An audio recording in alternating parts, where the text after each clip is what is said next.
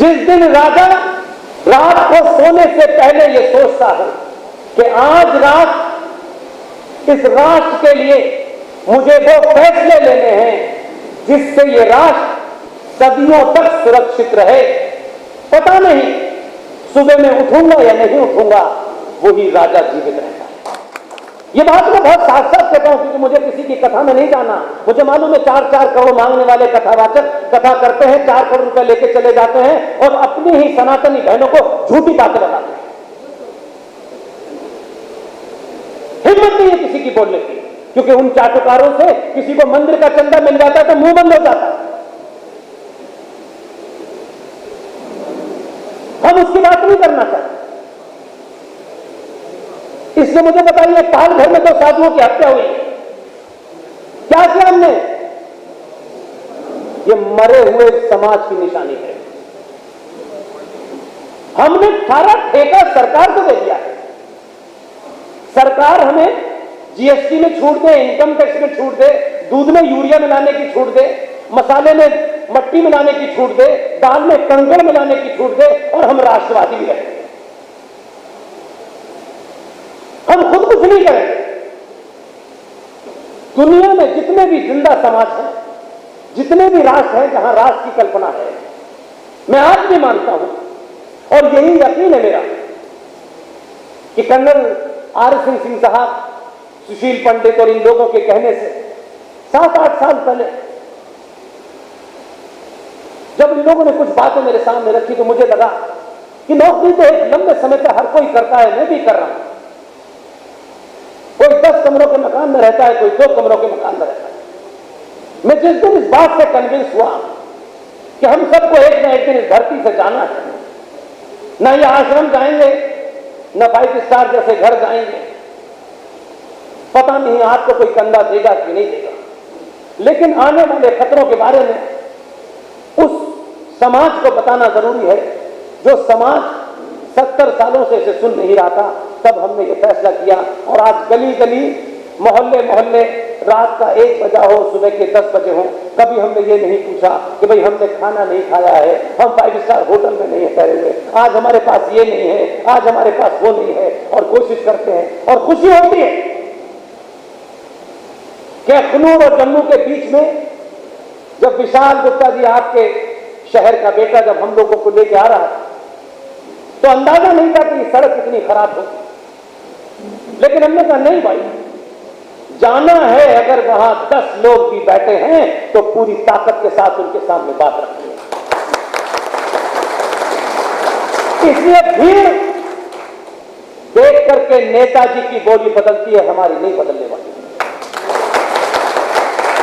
जिस दिन भारतीय सनातनी समाज ये तय कर लेगा कि सरकार से मैं नहीं हूं, सरकार से समाज नहीं है, समाज से सरकार है, आप जानते हैं। इसलिए आप तो भाग्यशाली हैं, मैं तो उनका नाम कई बार लेता हूं, लेकिन उनका मैंने सुना है कि यहां भगवान परशुराम का मंदिर भी है। उनसे ही प्रेरणा ले लेते यार। उनके पास सिवाय फरसे के मैंने कुछ नहीं देखा, तो परशुराम फरसे से घास काटने के लिए रखा था क्या? उनको भी पता था कि आताताई और अधर्मियों का नाश करना ही आपका धर्म है। इसलिए जो लोग ये समझते हैं ये ब्राह्मण है, ये ठाकुर है, ये बनिया है, ये दलित, ये जिन लोगों ने भी ये पाखंड फैलाया है वो सनातन के भी गद्दार हैं और भारत राष्ट्र के भी गद्दार हैं। क्योंकि मैं मानता हूं कि जो रूबल पटालिया साहब हैं, जिनकी बुलंद आवाज में आप लोगों ने ये मॉडरेशन देखा, ये भी हमारे इस सफर की एक खोज है।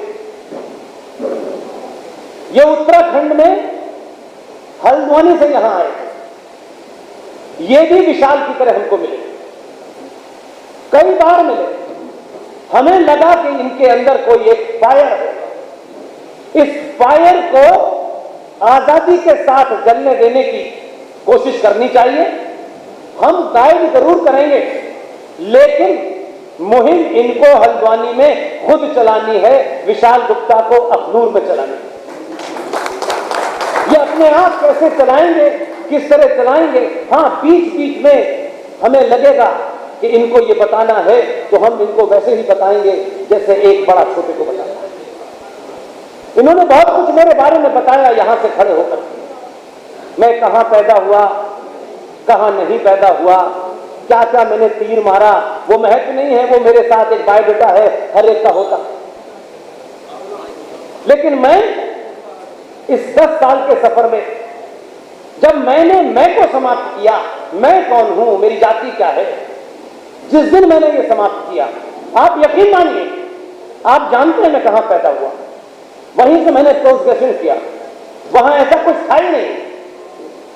लेकिन जिस दिन मुझे समझ में आया, और मुझे क्या समझ में आया, प्रकृति ने मुझे ये काम सौंपा है, मैं इसको कितनी ईमानदारी से कर सकता हूं, इसी ताकत पे लगा रहता हूं ताकि मेरा पैर न फिसले, और मैं जो भी कर रहा हूं पूरे कन्विक्शन के साथ करूं।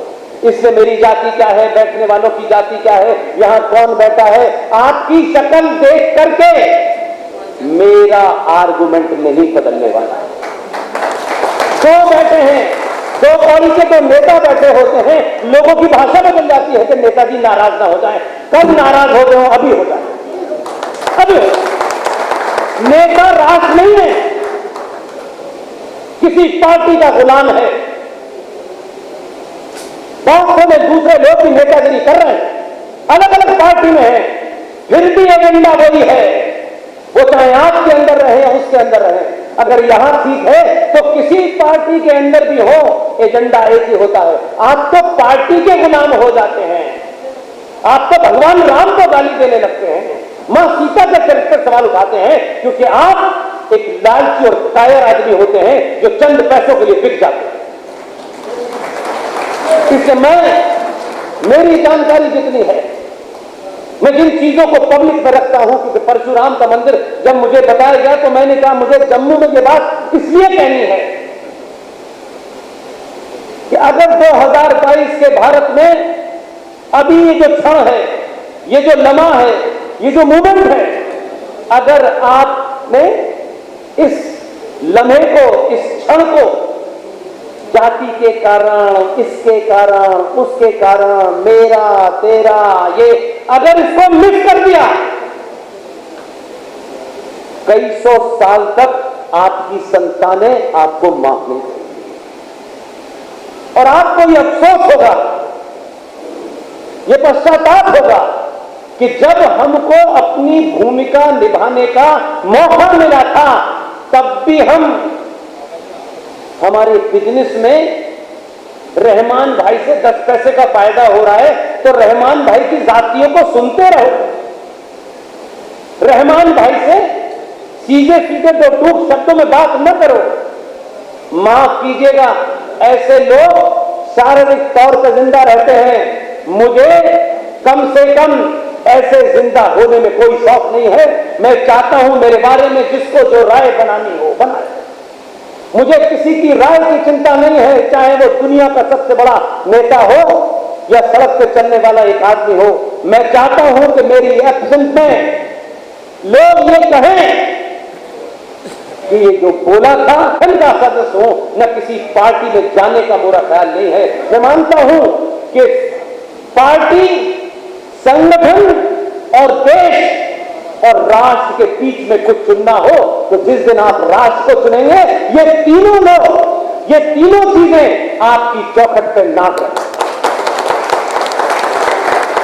सनातनी हिंदू जिस दिन अपनी उस शक्ति को जान जाएगा, ये गली गली, मोहल्ले मोहल्ले, करोड़ों की तादाद में साधु संत जिस दिन आपको ये बोध करा देंगे कि आपकी शक्ति है कहां, आप शक्ति नेताजी के घर में ढूंढ रहे हैं, आप शक्ति महबूबा की चप्पलें उठा के ढूंढ रहे हैं, आपका मुंहबंद इसलिए है कि आपको कोई वजारत मिल जाएगी। ये वजारत आपके जीवन में 2 कमरे से 4 कमरे का मकान कर देगी, लेकिन राष्ट्र आपको कभी याद नहीं रखेगा। इसके आज से कई साल पहले भी 47 में, 48 में, 46 में आपके बीच में बहादुर थे, पुरुषार्थी थे, लेकिन आपने उनको नहीं अपना हीरो माना। आपने एक कायर आदमी की अपना हीरो बना लिया, और उसका नुकसान क्या हुआ? क्योंकि आपको जब आवाज उठानी थी, जब चिल्लाना था, तब आपने कहा हमें क्या करना है। वो चले गए, अब ये आ गए, कोई आ जाए, हमारी जिंदगी में क्या फर्क पड़ने वाला है। आपने उस वक्त नहीं सवाल उठाया, और 70 सालों तक इस देश में कायर आपके हीरो रहे। इसलिए इस समाज में जब भी कोई बहादुर पैदा होता है, ये कायरों की भीड़ उस बहादुर को कमजोर करके बिठा देती है, क्योंकि उन्हें लगता है कि ये तो बहादुर है और हमें बहादुर बनना पड़ा तो हमारे कितनों से रिश्ते खराब हो जाएंगे, कुछ बिजनेस में नुकसान हो जाएगा, कुछ हमारे बच्चे को नुकसान हो जाएगा। राष्ट्रों के जीवन में और मनुष्य के जीवन में भी एक समय होता है। मनुष्य 50 साल, 60 साल, 70 साल जीता है। ऐसा नहीं कि मनुष्य कभी मरेगा, ऐसे ही राष्ट्रों का भी जीवन होता है। आपका पराभव होता है, फिर आपका गिरना शुरू होता है। लेकिन जिंदा कौमें हमेशा इस बात की चिंता करती हैं कि हमको जो आज ताकत मिली है वो इतनी सी हो, इतनी बड़ी हो। जिस दिन राजा रात को सोने से पहले ये सोचता है कि आज रात इस राष्ट्र के लिए मुझे वो फैसले लेने हैं जिससे ये राष्ट्र सदियों तक सुरक्षित रहे। पता नहीं सुबह में उठूंगा या नहीं उठूंगा, वही राजा जीवित रहे।